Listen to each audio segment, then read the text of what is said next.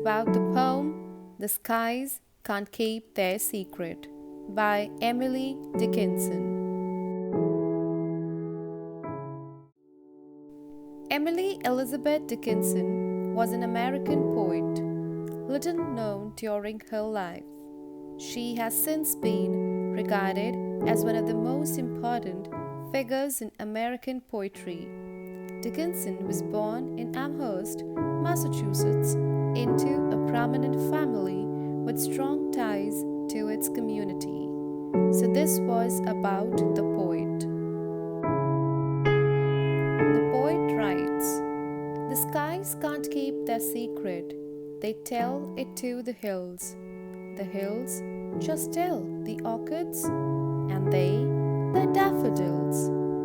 A bird by chance that goes that way soft overhears the whole.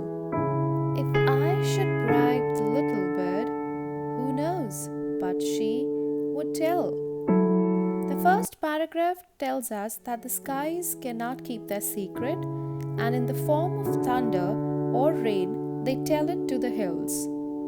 So this way, the hills also tell it to the orchids, which are the fruit-bearing trees, and then the orchids pass it on to the daffodils. So this process of the secret transferring from one source to the other keeps going on, just like the humans involved in gossip. The poet then says that a bird by chance hears what's the secret. So overhearing also the whole story, and if I try to bribe the bird, I'm not sure if the bird is going to tell me the secret only. It might be a possibility that the secret has now become an overheard story and it's not true.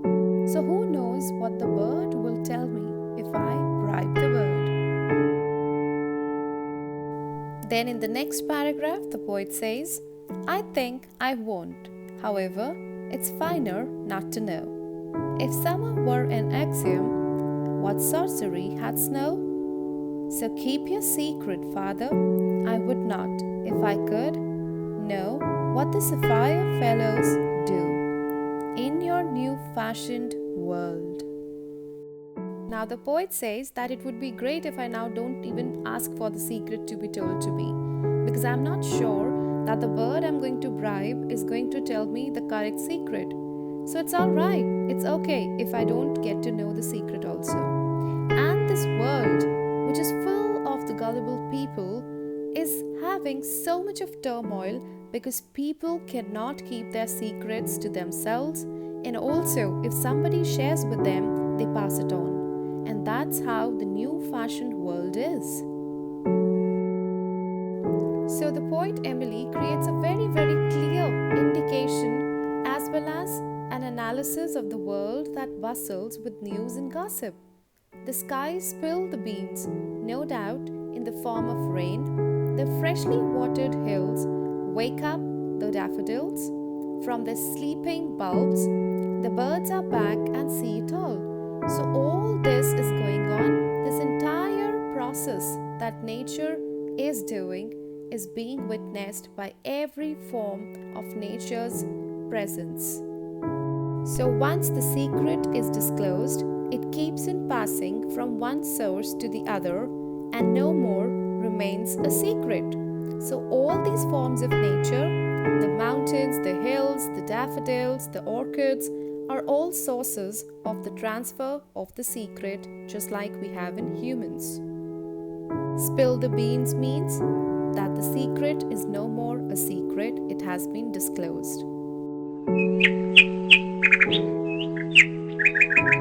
Now that spring is coming and the word spreads fast, the poet, however, declines the opportunity to get the news by bribing a little bird.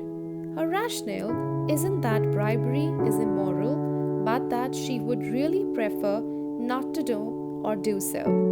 Dickinson often uses spring as a metaphor for rebirth, and that is the central metaphor of this poem. Hence, we understand that the skies cannot keep their secret, and this is also very prominent among the humans because humans are also